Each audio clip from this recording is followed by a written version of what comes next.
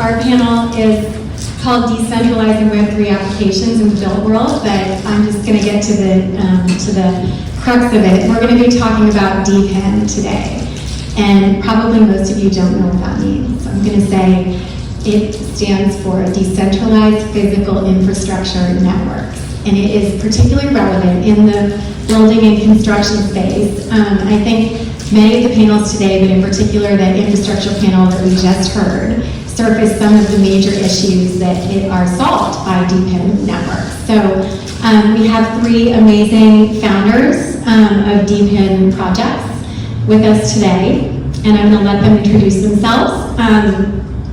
And then I'm going to give a brief intro to what Depin is, and then we're going to get into questions. So let me take it away. Well, thanks for having me. I'm here. I'm excited to be talking about all of this. My name is Neil. I'm the co-founder and CEO of what we call a Web 2 company called Geodnet, and then a Web 3 protocol called Depin. So on one side we build wireless networks. So we kind of compete against folks like Comcast and Verizon to be able to bring broadband to homes and businesses. On the other side, we build a protocol for providing decentralized broadband so that anybody can kind of help and join our initiative. We'll get more into that in a bit. Hi, my name is Mike Gordon, and I'm the project creator of the Geodnet network. Geodnet stands for Global Earth Observation Decentralized Network, and it stands as the world's largest RTK network in the world. So for those in the construction space familiar with RTK positioning, centimeter accurate, GPS-based positioning, what Geodnet does is use token incentives to get people to set up RTK base stations on their rooftop, and then provides that as a service to folks in drones, robotics, construction, farming, and any kind of application in physical AI that would like to get precise centimeter accurate positioning. My name is John. I'm the founder of 3DOS.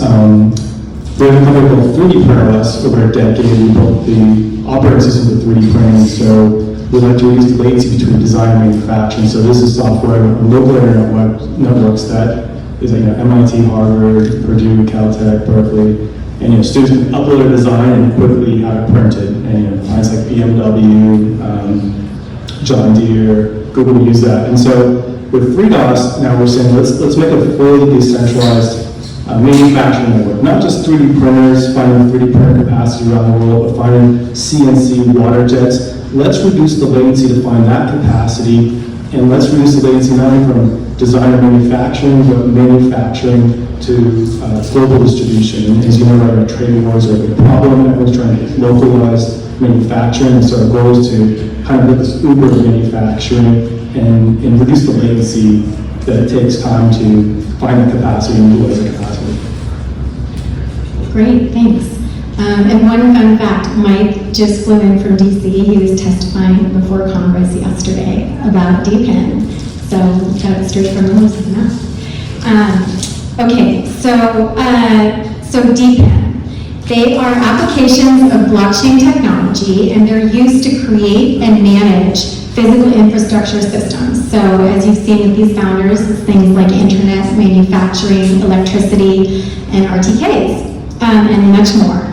And the defining feature of this is that no single entity controls them. So that distinguishes them from regular, traditional, centralized infrastructure.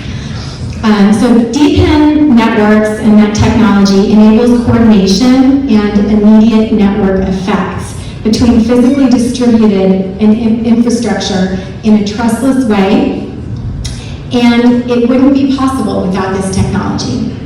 So how is it different specifically if you're an operator or if you're an investor in the space? How is it different from traditional infrastructure?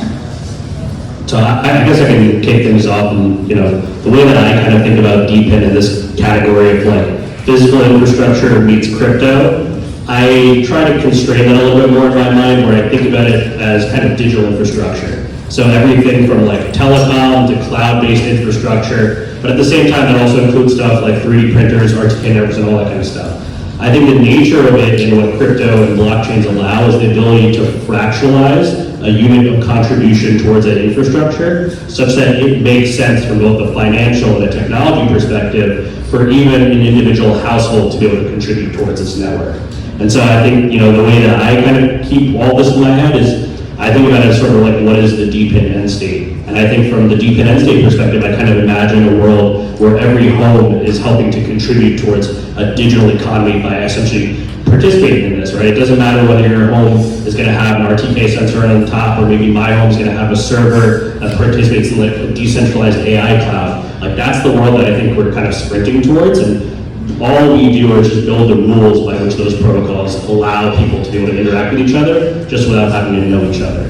And so from the operator perspective, what I think is quite interesting about it is it lowers the barrier to entry substantially such that you can actually contribute to this network and get rewarded for that. In my case, right, we started the Web2 company Andrea to compete against Comcast and Verizon, and that takes millions of dollars of capital raises to go out and build big networks. But if you're in a scenario where it makes financial sense to be able to deploy a wireless node in your neighborhood, that is where the paradigm shifts and the barrier to entry just drops massively. And if the barrier to entry can drop massively because of this technology, because of the reward systems, that really gives you a good opportunity to be able to just disrupt how infrastructure is done in general. Okay, we should at this point also just specify for this crowd that the way that you achieve this is through a digital token.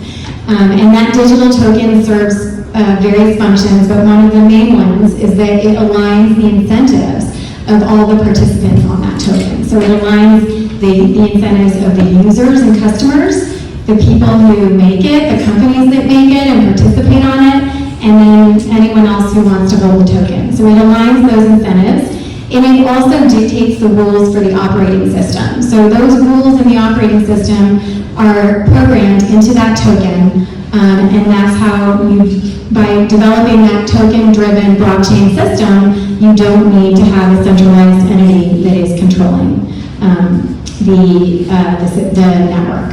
Now, I also want to clarify that tokens are not equity, so it's different from traditional companies that do equity raises. Token-driven blockchain networks are decentralized, and tokens are not equity. And Depin tokens are a really special class of tokens.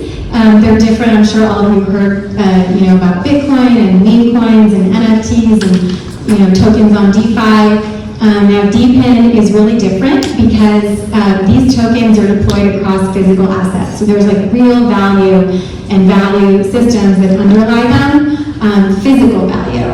And I would say, I guess it's like one of the first breakout real world applications of crypto, and it's fast growing. And I'm going to throw it to Mike to talk a little bit more about how, as an operator and investor, you'd be interested in it. Yeah, I thought Neil did, both you and Neil did a great job of kind of giving the framework, but there may be a lot of terms in there that are kind of unfamiliar. So I'm going to try to illustrate how Depin works really practically with Geodnet as an example. So essentially, a lot of, if you own a home and you have a rooftop, that rooftop, and you have internet in your home, that has a lot of value. If you go out and try to secure a rooftop space with a stable internet connection, it takes a lot of coordination. You're going to spend a lot of money to do that.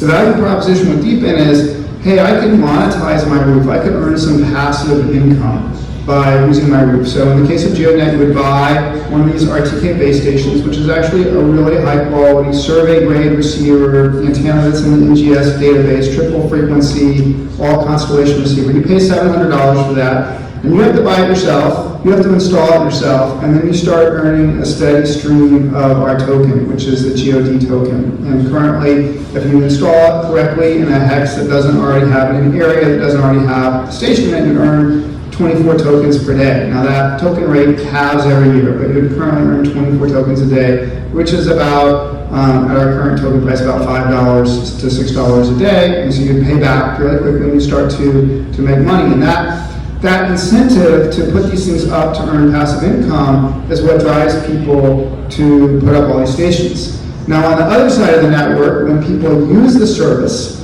the revenue that comes into that, it doesn't pay, the majority of that revenue doesn't pay people at the foundation. The foundation is it's like not a corporate entity. It's like a nonprofit foundation that just manages what we call the protocol or these rules. So 80% of the revenue that gets spent on these RTK services goes to buy back and burn tokens. And that's what then supports the token price.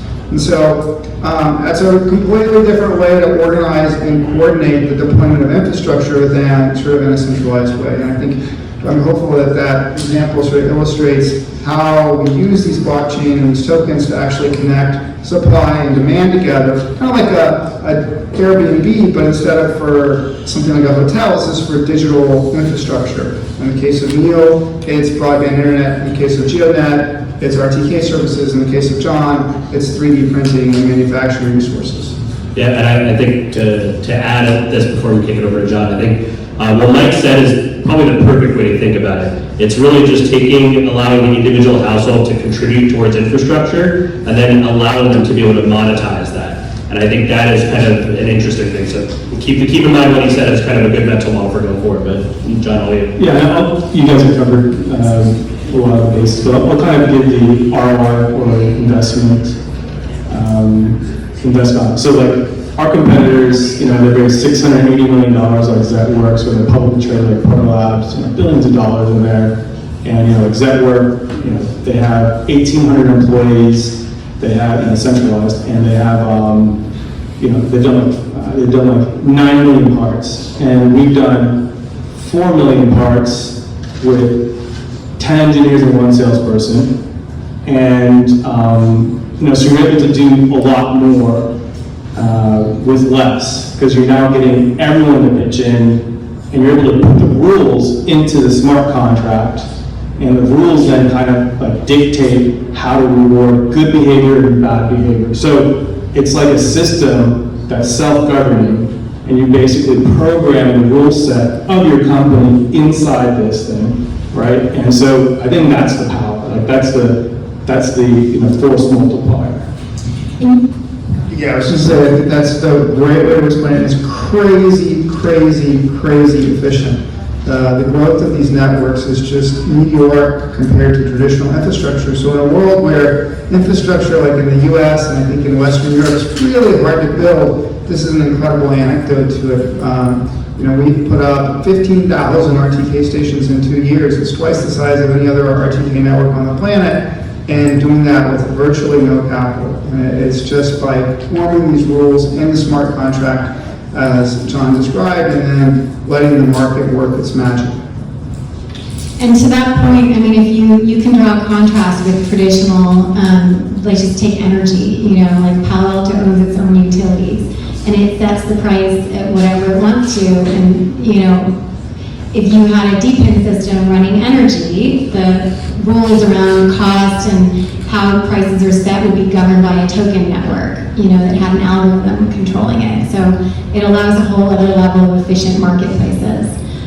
What about the capital formation and fundraising process? I mean, one of the biggest friction points for large infrastructure projects that we heard on the prior panel is that governments are super risk averse and very slow, and you could be on like a 10-year or more cycle to raise funds in order to put through a major infrastructure upgrade. So, do you guys, I don't know, Mike, let's start with you. What can you say about that and Geodnet? Well, there are a lot of new pools of capital available in the Web3 market. That's one of the things I'd say. There's obviously folks who are interested in Depin projects, in particular in mining. We call it satellite mining. So we're interested in just at a consumer level of reusing the roof and internet connection to earn passive income. But there's a lot of other participants in the Web3 ecosystem that have capital. There's a lot of investors. In the Web3 space, there are a lot of dedicated Web3 investors. There's a lot of crypto marketplaces. There's decentralized finance, and just a lot of different pools of capital available, and it moves very quickly. And it's not particularly risk averse, is what I say. Yeah, I mean, I can, to add to that, I think the pro and the con of crypto just comes from the immediate availability of the liquidity, right? And that obviously can lead to both good things and that can lead to bad things. And I think this kind of manifests as like a macro capital formation and a micro. I think the micro, I think, is equally interesting because, the math that Mike just walked me through, it's like, why would I deploy one of these nodes on top of my roof? It's because you're going to make your money back, right? And that is something that is very unique that you can kind of get to only pretty much in these types of crypto projects. But then the second piece is that when you kind of think about it as the role of what all of these foundations, these orgs that are guiding this protocol, the ability to get capital to be able to steer how this thing evolves at a very fast rate is kind of second to none. And I think I'll just add to that, to what Neil's saying about, liquidity is a good and bad thing. I think as an investor or a user or anyone who wants to engage with crypto, I mean, you can look at, now we've developed best practices for governance, rules of the road for how to structure token networks. And there's just a huge distinction between well-structured, well-governed, and secure crypto networks versus, the 99% of other crap that trades. So I would say, it's not a reason. The fact that it's, the crypto and blockchain aspect of it is an enabling technology here that truly makes it possible to do all of these things.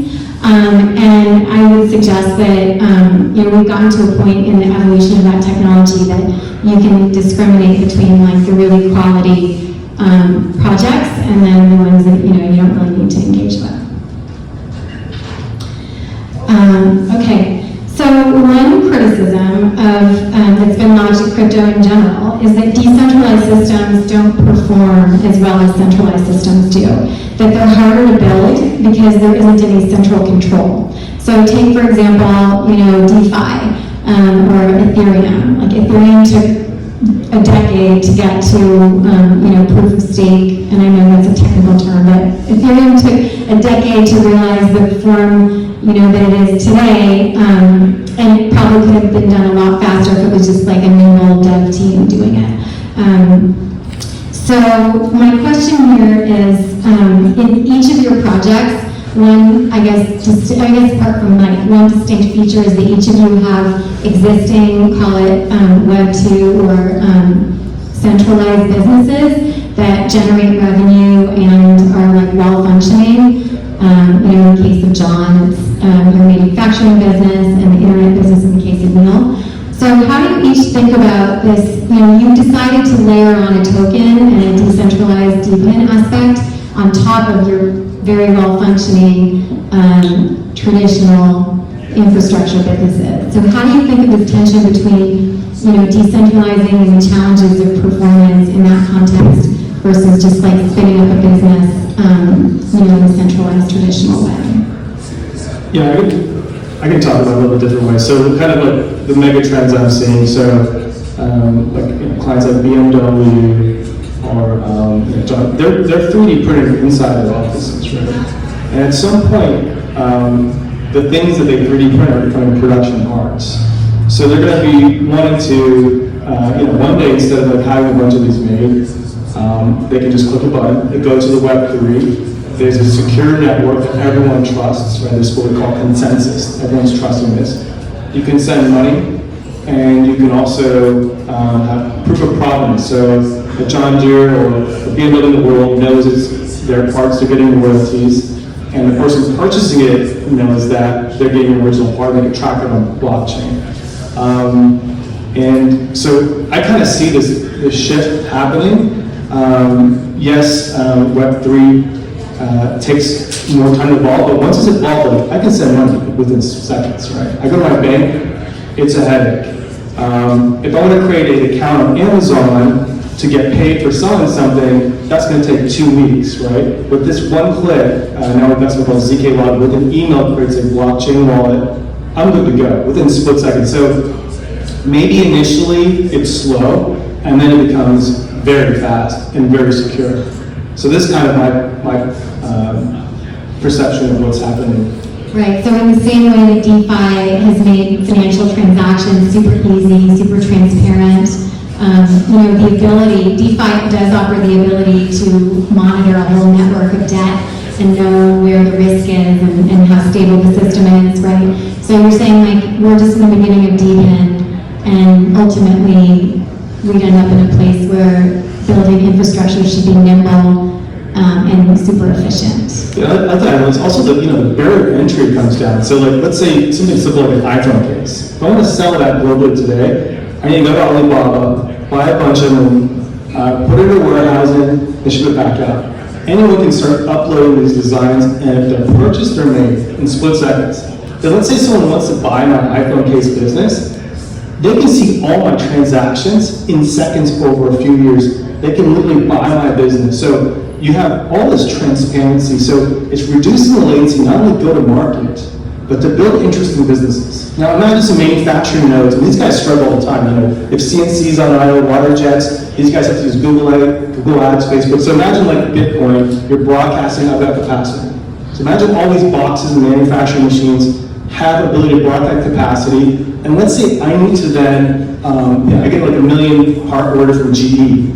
Now instead of going to the bank and getting, factoring and getting loans, you can get that from the community as well. So I think it's going to accelerate some amazing businesses that have huge latency today, and it's going to help democratize, in my opinion, manufacturing and a lot of other interesting deep end projects. But yeah, I mean, I'm excited. I kind of see where this is going. I see the components. And yeah, in the beginning it was like basically gambling and sending money, but even that has been proven that you have to do that securely and be able to do that through billions of transactions. Yeah, and maybe I can talk a little bit sort of about the Web 2 to Web 3 journey a little bit. So at Andrino, which is our wireless internet service provider, right? I started this in 2018 with the belief that, hey, wireless technology is getting good enough to compete against fiber, so why don't we use the element of scale that wireless gives us to be able to go and compete against Comcast, Verizon, all those folks. And since then, we've built a network that's live in 11 states, and we're providing internet to over 10,000 households, subscribers. And so what's interesting about that is that was incredibly hard, right? It took a lot of money, time, effort to be able to go build a network of that scale with that kind of crazy pipe dream of how do I dethrone Comcast and Verizon. And through that entire journey, we realized that there was a bunch of different pieces that we could kind of optimize, right? We could build new wireless hardware to be able to propagate signals better within buildings. We could build new robotic antenna systems on top of roofs to be able to broadcast signals between buildings. We could build our own software-based routers so that we weren't reliant on like Juniper and Cisco. And so through this process of kind of having this dream of trying to go after the big guys and innovating a little bits of technology, by exposure to the crypto space, I kind of realized like, hey, I don't need to be the one that goes to bring this to the rest of the world. If I just create the rules by which these different components can interact together, now I can actually let that go out into the world and begin to monetize a small piece of that. And so now anybody can contribute to this infrastructure. So I'd say the kind of Web 2 to Web 3 journey was like a humbling experience of realizing that you can't do it all with your own two hands, but through the power of a bunch of automation techniques and software, and of course a token behind it all, you can bring this technology to people all across the world very, very quickly.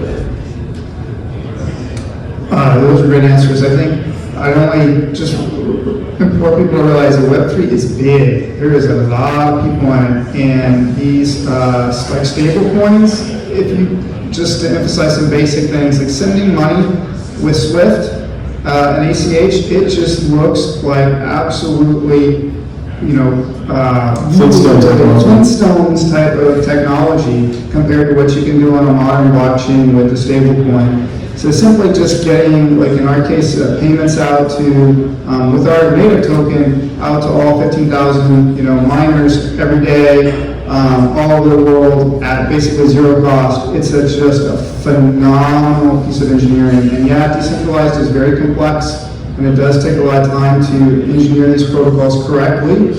But the benefits are enormous, and they can solve some just really age-old problems and very, very efficiently. And I think we're going to see that in spades with physical AI. I don't think physical AI will actually really work without networks like these Depin networks to scale up all the data that needs to be collected and get back out to the robots in an efficient way. So it's something, if you're not thinking about it today, I really encourage you to look into it, because I don't come from a crypto native background at all, and I've just been floored at the capabilities that these networks have. Great. Okay, how do you see Depin in the context of the current trade wars? Do any of you think that it's one way that we could compete with China's industrial manufacturing surge? Yeah, maybe aren't you the solution for that, John? I mean, what's interesting here is it's geographic and geopolitical neutral, right? And I think it's going to turn some things on its head, because, I'm actually talking to lawyers now. So anyone from any country can upload a design and it can manifest anywhere in the world. So what happens to taxes, customs, and tolls, right? So this will be an interesting thing. But yeah, I mean, I think, look, people are looking to build locally.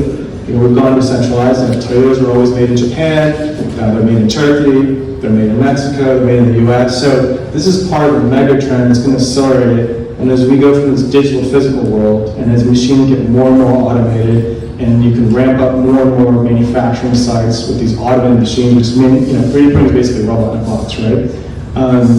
I think these two trends are going to combine, and it's going to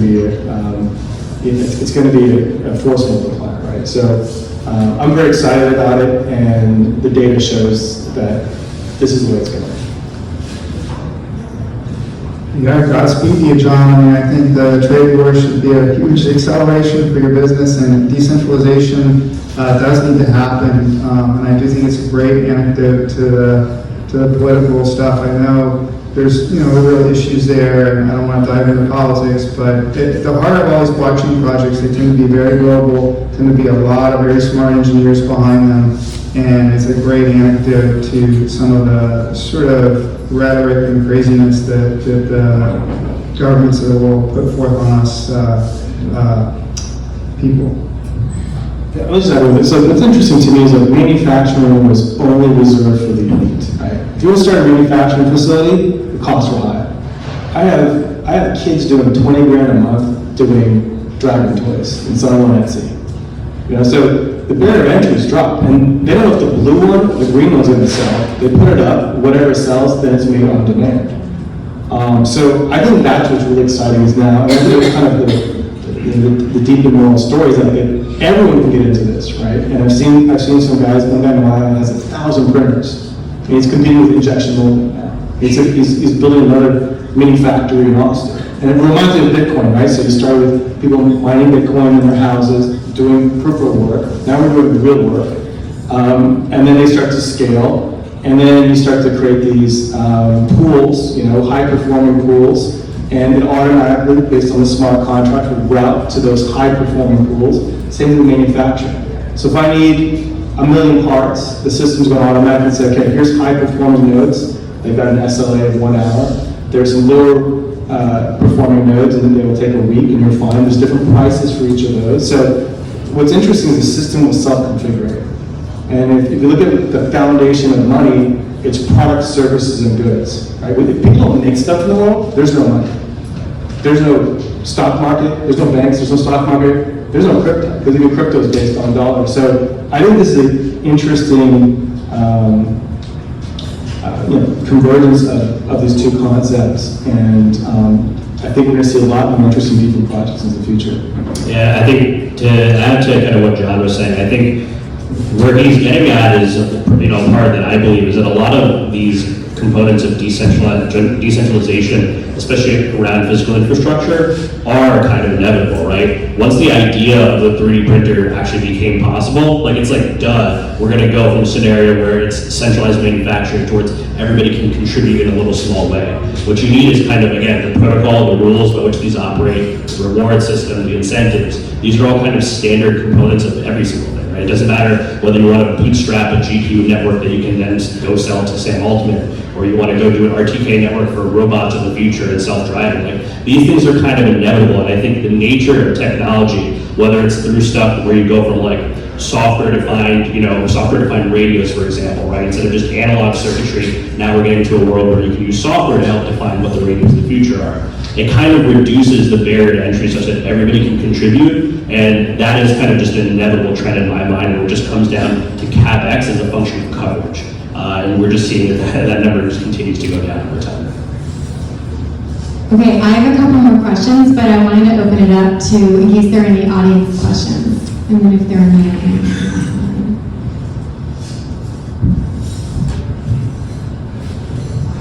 Thanks. So I have a company that I'm building that I would like to integrate some Web3 ideas into. I have a fintech certification from the University of Washington. I've been kind of a Web3 geek for the last probably 6 or 7 years. I think there's a couple of things you guys are talking about that might not resonate with everyone, and maybe you can just kind of fill in the gaps. So RTK, trustless, decentralized, like, what do those actually mean in practice? I'll take the RTK one, I'll take the trustless. RTK is just a technology, stands for real-time kinematics. I should have defined it better in my opening comment, but it's a way to improve GPS accuracy from feet to sub-inch. So in the construction world, feet don't work. If you're trying to measure things and build things, you need to be very, very accurate and precise. And it's just a technique that relies on local kind of base stations that can correct GPS accuracy. So it's actually a very Web 2 concept, been around for a while. What Web 3 is doing is making it more accessible and ubiquitous. Yeah, the trustless piece I can take, and this one is, I mean, I'm very fascinated by the implications of what trustlessness requires. The way to think about that is that the majority of large-scale infrastructure networks, even not infrastructure, are built on trust. And so the simple example, at least in my case, is if you imagine the evolution of the internet, right? Ever since the 70s all up until now, it's kind of coalesced around data centers and these things called POPs where people interconnect, but it's all based on trust. It's I'm connecting a cable to you and I trust to use this stuff and use that stuff. But in a world where a random household can contribute, and there's probably a massive incentive to mess with the system, that's the trade-off that you have, is you're allowing people to really contribute but also be destructive to the system. And when you build it right, you do it in such a way that trust isn't required. So I'm not required to trust you to be able to get cohesion in this network. And so the easiest example I can give, at least for our side, is what we do on Dawn is, right, it's a protocol for providing decentralized broadband, but the way that manifests is suppose I have surplus internet capacity. What if I could sell that to my neighbor, my neighborhood, my town, etc., with wireless infrastructure where I don't have to be a pro to manage that? And so the trustless piece comes in where it's, if you grab a connection from me, how do we actually know that you're getting a good service? How do we actually know you're getting the speeds that are advertised on the network? And if we can find a way where algorithms and interesting designs and these proofs can remove trust from the equation, that's when it becomes possible, because we don't have to rely on the fact that we're being honest. And I think it's just kind of part of the trade-off is when you go from large centralized entities to anybody can contribute, you're introducing more chaos, but the good news is that chaos can be solved with these cutting-edge proofs. And so if you are interested in crypto, you'll see that pretty much every single project is focused on 1, 2, 3 proofs that allow their systems to be able to operate. You have proof of custody, right? Things that say, hey, how do I know that I have the data that I say? In my case, you have proof of bandwidth. How do you know that I have the bandwidth to offer to other people, right? You know, in Mike's case, there's other things like proof of location, right? How do you know something really is where it says that it is? So these kind of proofs help build a basis by which we don't have to trust each other so that the network can actually form and the marketplace can actually exist. So yeah, I mean, I would say trustless across crypto is, in any of the crypto areas, really means that as a participant, you only need to trust computer code, right? And you don't have to trust any entity, government, person, corporation. So there could be defects in the computer code, and sure, there have been a ton of bugs and whatnot, and that's part of like the growth of crypto is learning how to secure, you know, these digital systems.